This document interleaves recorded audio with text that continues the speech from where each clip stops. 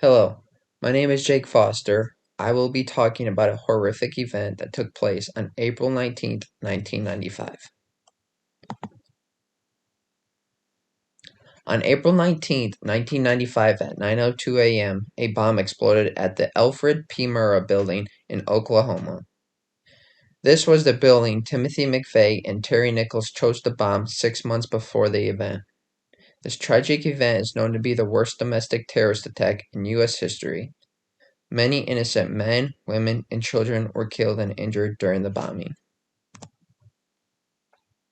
Terry Nichols was born on April 1st, 1995, in Lapeer, Michigan to Robert and Joyce Nichols. Terry Nichols went to Lapeer High School and graduated in 1973. Before he joined the Army, Nichols was a farmer, salesman, and grain elevator manager. He ended up joining the Army in 1988. Nichols and McVeigh met in the Army that same year and started to become close friends. Terry Nichols was the guy who purchased the fertilized nitrate. As days got closer, he started to think more about the bombing and what the two of them were going to do, and because uneasy with their plan. Just days before their plan was to be carried out, Nichols backed out. The day of the bombing, he was home with his family in Kansas. 2 days later, when they found out that McVeigh was a suspect, he told the police that Nichols was John Doe number 2 and put a warrant out for him. Nichols turned himself in that same day. At first, the jury gave Nichols the death penalty, but they changed their mind and gave him life in prison in the highest level of security, located in Colorado. Timothy McVeigh. Timothy McVeigh was born on April 23rd, 1968, in Pendleton, New York, to Bill and Mildred McVeigh. His family was financially set, and he wanted for nothing as a kid. McVeigh was really into guns, and with the money he had many guns as a teenager. He graduated high school in 1988 and spent a short time at a nearby college reading about the neo-Nazi group that bombed Washington, D.C. Right after graduation, he enlisted into the Army and left his hometown within the same month. He was a model soldier in the Gulf-Persian War, earning a Bronze Star for bravery. He was a candidate to be on the Special Forces, but he dropped out after the first 2 days due to his physical ability to meet their standards. He dropped out of the Army in 1991. He returned back home to New York and could not find a job. McVeigh finally decided to reach out to his good friend Terry Nichols. These two men started to sell guns at fairs all around the U.S. In 1993, there was an event in Waco, Texas that started a dark spiral downward for McVeigh. The government and the Branch Davidians had a 51-day standoff at this compound. It finally ended when the government burned the building down, killing men, women, and children. This was the ending point for Timothy McVeigh and Terry Nichols. That following September, he planned on bombing Alfred P. Murrah building. On April 19th, 1995, he had his getaway car 6 blocks away while he was driving the Ryder truck with a bomb in the back up to the building. He drove the truck right up in front of the building and lit the fuse and started walking fast to the getaway car. He made it to the car and started driving north back to Terry Nichols, but got stopped for having no license plate on his vehicle. The cops saw that there was an object in his pocket and it was a gun. He was taken to jail by the officer. 2 days later, the police figured out that he was the prime suspect to bombing the building. His trial started 2 years later in April of 1997. It lasted for 5 weeks. He was given the death penalty. He was injected in June of 2001. McVeigh was the first to be executed in prison since 1963. The two men wanted to make a truck bomb.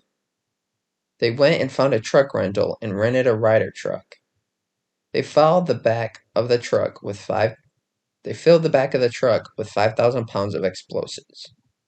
Half of the explosives was fertilized nitrate, oil, and fuel. When this bomb exploded, it destroyed a third of the building. It also destroyed all 9 stories. It damaged over 300 buildings in the area. This bomb killed 168 total people. There were 117 employees, 19 children, and 32 visitors.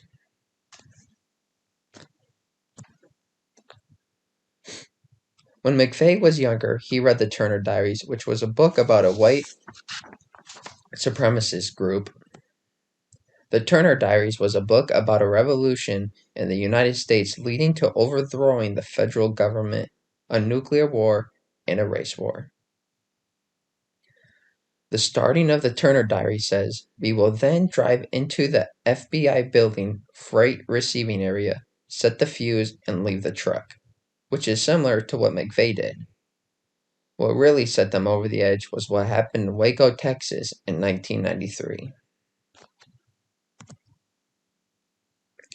The Oklahoma City bombing remains as one of the deadliest domestic terrorist attacks in the United States. This bomb injured over 500 people and killed 168 people. After this bombing, the government federal building made changes and increased the security and protection to the employers and the buildings. New pillars were put out in front of the building to keep vehicles away. New bulletproof windows have been installed into buildings. The trial. On March 31st, 1997, after sitting in jail for 2 years, the trial on McVeigh began. On June 2nd, he was convicted on all 11 counts. In September of the same year, Terry Nichols' trial began. The jury convicted Nichols of using weapons of mass destruction. They sentenced Nichols to life in prison the following year in July 1998. On March 12, 2001, Timothy McVeigh was interviewed on 60 Minutes. During the interview, he still stood behind what he did. On June 11th of 2001, at 7:14 a.m., he was pronounced dead from a lethal injection. This graph here shows the amount of people killed on each floor of the building. Looking at this graph, you can tell that closer to the bottom of the floor of the building, there were more deaths due to the bomb being on the street in a truck. The explosion was bigger near the ground. As you can see, no one outside of the building died. Richard Williams, the guy I had an interview with, was 75 feet away from the truck when it exploded, and thankfully, he survived this event. The memorial. After the explosion, instead of tearing the rest of the building down, they decided to use it for a memorial. The walls that were still standing have the names of the survivors on it. There are gates on both the east and west sides of the memorial. They call them the gates of time, and on the east side, they have 9:01 a.m. on the east gate, which shows the mass destruction, but on the west side, it shows 9:03 a.m., which shows the healing process. The reflecting pool shows what once was 5th Street. The public can walk down and see the reflection of themselves. It is said that the reflection shows somebody being changed forever because of what happened to the building and people that died that dark day in April. On April 23rd, 2021, I had the privilege to interview Richard Williams. We were able to talk for several minutes, but I had to cut the attached interview short. To be honest, I was pretty nervous that this interview could be difficult for him due to being so close to an anniversary date. He was fantastic and I learned so much, and I wish I could have talked and learned more from him. Pretty amazing man. So, were you an employee at this time? Were you working there? I was actually responsible for all the federal buildings in the state of Oklahoma. I worked for the General Services Administration, called the GSA. We're like the government's landlords. And I was at that time the assistant manager I since became the district manager for the whole state, and then before I retired. So yes, I was responsible for that building. I started my career with GSA as an air conditioning refrigeration mechanic operating that building, the HVAC systems. So I knew the building, the mechanical systems, I knew the people, I knew every inch of that building like the back of my hand. So it was a it was part of my life for 18 years. Yeah. That's just like it just crazy blows my mind. Um, I was gonna ask if you were still work there, but like you said, you're retired now. Did you retire? I went back to work for 8 more years. Oh, you did?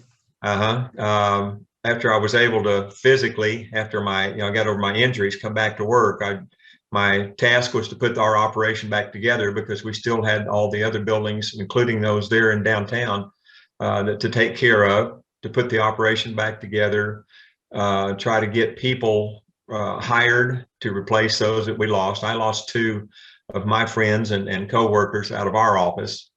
But also tell people that in an instant, I lost 116 friends and coworkers from that building because they were all people that I knew for all those years.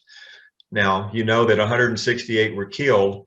The remaining people that were killed were people that were visitors to the building that did the business with the agencies in the building. There were 17 federal agencies and 3 non-federal agencies in the building. One of those was the daycare, where unfortunately we had children killed on that day. So out of the 168, there were 19 children that were also killed. Yeah, I mean, like I think about it, and I know that McVeigh, he like was upset with the government, but I think about like you have them innocent people and innocent children in there, and just why the like there's children in there. Just thinking about it like that, just even more that I think about. Yeah, to take the lives of innocent men, women, and children makes no sense to those of us who think logically. It really doesn't. I know that the memorial, that the survivor wall is like what was left is a survivor wall. Did they end up rebuilding a new like facility for like a new building for the federal? So they They did. Shortly after the bombing, Congress appropriated $14 million to build a new federal facility to replace the Murrah building, knowing, and us knowing too, that we would never rebuild on that footprint. The new building is a block and a half away from where the Murrah building stood. But that became sacred ground to us.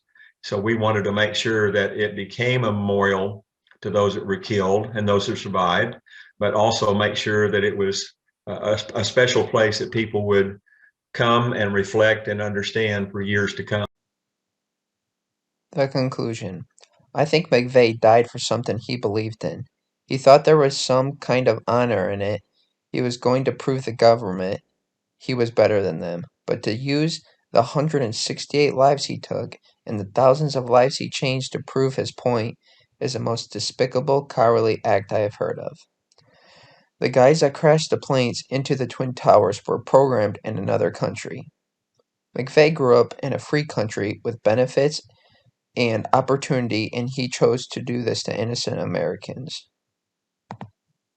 So, works cited pages. Thank you very much.